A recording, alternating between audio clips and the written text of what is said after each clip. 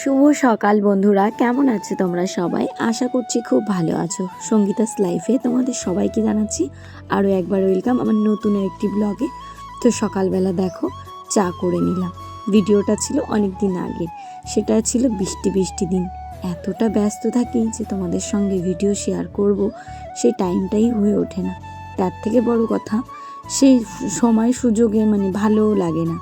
চ্যানেলে যেহেতু ভিউজটা একদমই কমে গেছে, তো চলো আজকের ব্লগটা তোমাদের সঙ্গে থাকবে। তো এই যে দেখো সকালবেলা বাজার থেকে আলু এনেছি, কলাগুলো রেখে দেবো, জানো তো কলাগুলো এখন আর খাওয়া যাবে না। ঘরে কিছু রয়েছে কলার মনে এর কাকিমা দিয়েছিলাম, বর্দি দিয়েছিল। তো দেখো দেখো আজকের পরিবেশ পুরো একদম মনে হচ্ছে না বর্ষাকাল। চলো চাটা নিয়ে যাই। আর এই দিয়ে দেখো আমার বোনের মেয়ে এতটা শরীর খারাপ হয়েছে, হঠাৎ করে ওর গা দিয়ে মুখ দিয়ে পুরো ভরে গেছে। কি অবস্থা, এত কষ্ট পাচ্ছে। তারপরে কিন্তু ওকে হসপিটালে অ্যাডমিট করানোর জন্য নিয়ে গেছিলো। ইঞ্জেকশন দিয়েছে, তাতেও কোনো কাজ হয়নি। তো তারপরে কিন্তু ওকে হসপিটালে নিয়ে গেছিলো, ওখান থেকে ইঞ্জেকশন দিয়ে তারপরে ওষুধ দিয়ে বাড়ি পাঠিয়ে দিয়েছে। তারপরে দেখো চলো তোমাদের সঙ্গে বলি, আমাদের গ্রামে কিছু হাঁসের বাচ্চা এসেছিলো। তো এগুলো আমরা কিন্তু আধার কার্ড দিয়ে রেখেছিলাম, তো আমাদের নামে এসেছে। তো ওই বাড়ি থেকে আমরা কিন্তু নিয়ে এসেছি। তো এখন ওই যে আমাদের যে খাঁচাটা দেখছো, ওই খাঁচাটাই রাখা হবে। অনেক দিন আগে কিন্তু আমি হাঁসই পুষতাম। এখন ভাবলাম আবারও কিছু হাঁস যখন সরকার থেকে দিয়েছে, তো এই বাচ্চাগুলোকে বড় করা যাক।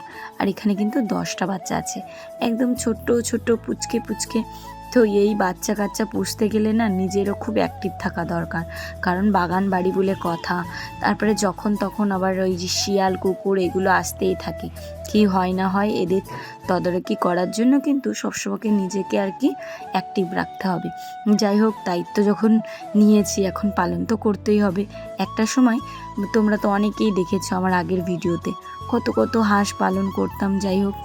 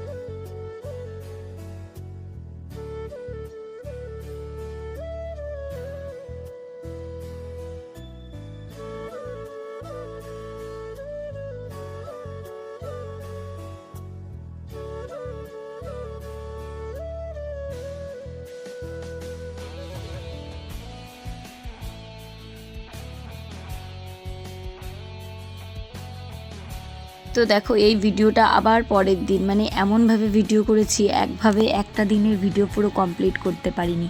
তো 3-4 দিন মিলে আজকে তোমাদের সঙ্গে ব্লগটা শেয়ার করব। তো আজকে দেখো একটু ডাল সিদ্ধ বসাবো। আজকে না মনে হচ্ছে একটু ডাল ভাত খাই, খুব একটা মাছ মাংস খেতে ইচ্ছা করছে না, মাছ টাছ। তবুও একটা মাছ এনেছি, এই যে কিছু ধনে পাতা দেখছো, এই পাতাগুলোকে মাছ দিয়ে বাটার জন্য। আর এখান থেকে কিন্তু আমি এখন গ্যাসটা ধরিয়ে নিচ্ছি, ডালটাকে সিদ্ধ বসাবো। সকালই রান্নাবান্নাটা করবো আর কি। তো দুপুরবেলা তো এখন হালকা হালকা গরমও পড়ছে। যাই হোক, চালটা বসিয়ে দিলাম। আর এইদিকে কিন্তু আমি চলে এসেছি এই আলু কাটতে, আলুগুলো সিদ্ধ দেব, আর সঙ্গে ডাল থাকবে, ধনেপাতা বাটা থাকবে। এটাই হচ্ছে আজকের রেসিপি। তো ওই যে হাঁসের বাচ্চাগুলো কিন্তু প্রায় এই যে বয়স হবে 10 দিন মতো। তো আমাদের বাড়ি আনার পর আমি তো ভিডিও ঠিক করে দিচ্ছিই না। তারপরে দেখো ধনেপাতার ভিতর দেখলাম তেমন কিছু নেই, আর এইগুলো কিন্তু দেশি ধনেপাতা। তাই ভাবলাম এই ধনেপাতাটাকে কেটে আগে জলে ভিজিয়ে রাখি। আর একটা মাছ এনেছিলাম, সেটা হচ্ছে তেলাপোয়া মাছ। তো ধনেপাতাটাকে ভালো করে ধুয়ে রাখবো। আর এদিকে কিন্তু একটা মাছ যেহেতু এনেছিলাম, ওই মাছটাকে ভালো করে ভাজি করে ধনেপাতার সঙ্গে বাটবো। মাছ দিয়ে ধনেপাতা কিন্তু বেশ ভালো লাগে। এখন তো শীতের সিজন শেষ, ধনেপাতা পাওয়া যায় না, যা আছে সব কিন্তু বুড়ো, ওগুলো খাওয়া যায় না। যাই হোক, আবার ধনেপাতা খুব একটা যে ভালো খাই তাও না, প্রচণ্ড পরিমাণে গ্যাস হয়, তো সেই জন্য আর কি খাওয়া হয় না। তো তার ফাঁকে কিন্তু বাসনগুলো সব মেজে নিলাম। আর ওদিকে কিন্তু মাছ ধোয়া হয়ে গেছে আমার।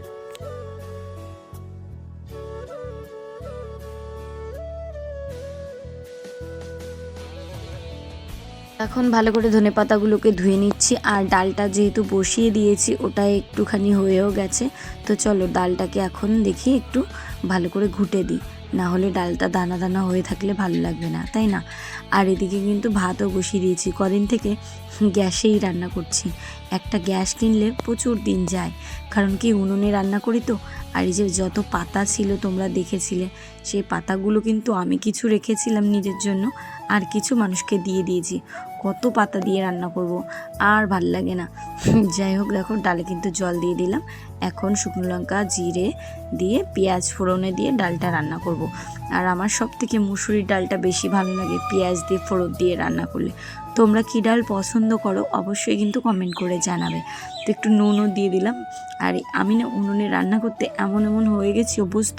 গ্যাসে রান্না করলে মনে হয় কি তালই পাই না, পেঁয়াজটা কত দেরিতে করে হয়। উনুনে রান্না করতে আসলে কত তাড়াতাড়ি হয়ে যায়। গ্রামের পরিবেশটাই এমন, সবাই কিন্তু যতই গ্যাসে রান্না করুক না কেন উনুনে ঠিক করবি।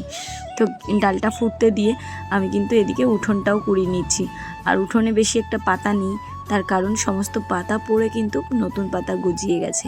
আর ওদিকে কিছু দেখছো নারকেলের ডগা পড়ে আছে, ওগুলো কিন্তু জ্বালানি হিসেবে ব্যবহার করব। প্রথমে ভেবেছিলাম যে ঝাঁটার কাঠি বানাবো, কিন্তু পাতাগুলো গেছে শুকিয়ে। ওগুলো কাটতে গেলে সারাদিন মশা খেয়ে খেয়ে শেষ করে দেবে। আর আমাদের এই বাড়িতে না আর কিছু থাকুক না থাকুক মশার অভাব নেই। তো যাই হোক, দেখো এখন ধনেপাতাটাকে বাটবো, তার আগে কিন্তু মাছটাকে ভেজে নিলাম। এই ধনেপাতা, মাছ, রসুন, কালো জিরে দিয়ে কিন্তু এইভাবে আমি বেটে নিয়েছি। তো সকালবেলার খাবার দাবার দেখো রেডি, খাওয়া শুরু করে দেবো। আর বরকে মেয়েকে ডেকে নিয়েছি। আর তোমাদের আমার ভিডিওগুলো কেমন লাগে বন্ধুরা অবশ্যই কিন্তু কমেন্ট করে জানাবে। এদিকে কিন্তু আমার বরের সঙ্গে দুটো একটা ঝগড়ার কথা হচ্ছিল। তো চলো এখন নিজেরা খাওয়া দাওয়া সেরে এখন হাঁসকে খেতে দিয়ে দিই।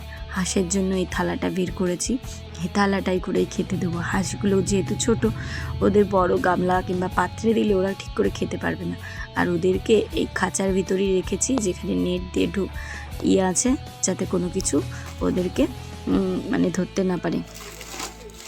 তো বন্ধুরা চলো তোমাদের দেখাই আমার মিশো থেকে কি কি এসেছে কালকে আর আজকে মিলে। কালকেরটা তোমাদের সঙ্গে শেয়ার করা হয়নি। এই দেখো বন্ধুরা, আমি একটা মিশো থেকে এরকম শাড়ি অর্ডার দিয়েছি, যার ভিতরে এরকম কিন্তু কাজ আছে, আর সঙ্গে একটা ব্লাউজের পিস। অবশ্যই এই ব্লাউজটা আমিই কাটাবো, তো কবে কাটাবো জানি না। আমি আবার একটু পরেও আসি নিজের জন্য আর কি। তো অনেক কাজ করতে হবে। তো তোমরা কমেন্ট করে জানাবে শাড়িটা কেমন হয়েছে। আমার কাছে খুব ভালো লেগেছে। তোমাদের আর একটা জিনিস দেখাই, মিশো থেকে আমার একটা চুড়িদারও এসেছে। এই দেখো মিশো থেকে এই চুড়িদারটা এসেছে। একটা আমার ফিটিংস করাতে হবে। চুড়িদারটা কেমন হয়েছে কমেন্ট করে জানিও। দেখো, আর এই যে প্যান্ট, ওর সঙ্গে এরকম একটা প্যান্ট দিয়েছে, আর একটা উন্নাটার চারপাশে এরকম কাজ করা আছে।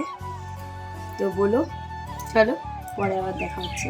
আর এটা দেখো তার পরের দিনের ভিডিও, কতদিন ধরে করছি। এদিকে কিন্তু আমি আজকে একটা গোটা মুরগি এনেছিলাম, যেটা হচ্ছে গিয়ে বড়ান মুরগি।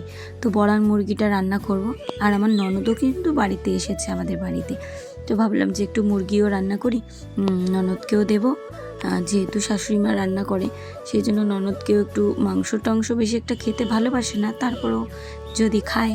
তো এদিকে কিন্তু আমি একটা মুরগি নিয়েছি, তো আমরা তো অতটা খেতে পারি না, তার জন্য একটুখানি ফ্রিজে তুলেও রেখেছি। আর একটুর বেশি রান্না করেছি, প্রায় 1 কিলো রান্না করেছি, আর 400 মতো রেখে দিয়েছি, যাতে পরে আর একদিন রান্না করে খেতে পারি। অত বড় মুরগি তো খাওয়া যাবে না, তাই জন্য কিন্তু আজকে উনুনেই রান্না করছি। আর উনুনে কিন্তু মাংস রান্না করলে বেশ ভালোই হয়। তো দেখো আমার কিন্তু কষানো হয়ে গেছে পুরোপুরি। এই যে মাংসের কালারটা কেমন হয়েছে তোমরা কিন্তু কমেন্ট করে জানাবে। রান্নাটা কিন্তু খুব সুন্দর হয়েছিল। আর এদিকে কিন্তু আমার ননদের জন্য তুলে নিচ্ছি। তো আমার শ্বশুর শাশুড়ি কিন্তু খুব একটা মাংস খেতে ভালোবাসে না, অল্প করেই দেওয়ার চেষ্টা করব, কারণ ওনারা বেশি একটা এই যে রিচ খাবার খেতেই চায় না। তো তার জন্য বুঝে শুনে দিতে হচ্ছে। আর এদিকে কিন্তু তোমাদের দাদাভাই হাঁসগুলোকে বের করছে একটু জলে খেলা করানোর জন্য। কলপাড়ে একটা গর্ত মর্ত করে দিয়েছে, যেখানে আর কি হাঁসের বাচ্চাগুলো খেলা করতে পারে। তো এখানে দুটো আলু ঝোল মাংস দিয়ে সমস্ত কিন্তু দিয়ে দিলাম। আর এখানে কিন্তু আমরা দুপুরেও খাবো আর রাত্রেবেলাও খাবো। তো প্রথমে ভাবছিলাম দেবো কি না, তো ভাবলাম থাক আর দেয়া দিয়ে দরকার নেই, কারণ ওনারা প্রায় দিনই বেশি একটা মাছ মাংস এগুলো খেতেই চায় না। তো চলো এটা দিয়ে আসি, কারণ যখন তখন ওনারা স্নান করে খেতে বসতে পারে। আর এদিকে দেখো বাচ্চাগুলোর জন্য ছোট্ট একটা পুকুর করে দেওয়া হয়েছে। সেই পুকুরে ওরা কত সুন্দর করে খেলা করছে, কি ভালো লাগছে। তো 10টা বাচ্চা দিয়েছিল, দেখা যাক, তোমাদের সঙ্গে তো শেয়ার করতেই থাকবো 10টা থাকে কি না। আর আমার তো বেশ ভালোই লাগে এইগুলো, কি বলো তো, একটা মনের শান্তি। পশু পাখি পুষতে গেলে না মনের ভিতরে একটা ভালো লাগা কাজ করে। তো বিকালবেলা আমার মেয়ে আমাকে ডাকছে, মা তাড়াতাড়ি করে জানলা বন্ধ করো, ঘরের ভিতর কিন্তু সাপ ঢুকে যাবে। আর এদিকে সত্যি আমি ঘরের ভিতর জানলা বন্ধ করে দেখি আমাদের ঘরের সঙ্গে তো পুকুরটা লাগোয়া, তো যখন তখন সাপ ঢুকে যেতে পারে। ওই দেখো 2টো সাপ কিন্তু শঙ্খ লেগেছে, সেই 1 ঘন্টা ধরে লেগেছে। এই যে যেখানে ক্যামেরা শুরু সেখান থেকে ওই অবধি গেছে, সঙ্গে ওই শোলাটাকে নিয়ে গেছে। তো আমরা এই যে বসে বসে সাপ খেলা দেখছি, আর আমার বরকেও ডেকে নিলাম। তো সেদিন ছিল ঠাকুরনগরের স্নান। যাই হোক, আমি তো খুব যেতে চেয়েছিলাম, পারলাম না। তোমাদের আজকের ব্লগটা কেমন লাগলো বলো। সবাইকে টাটা, ভালো থেকো, সুস্থ থেকো।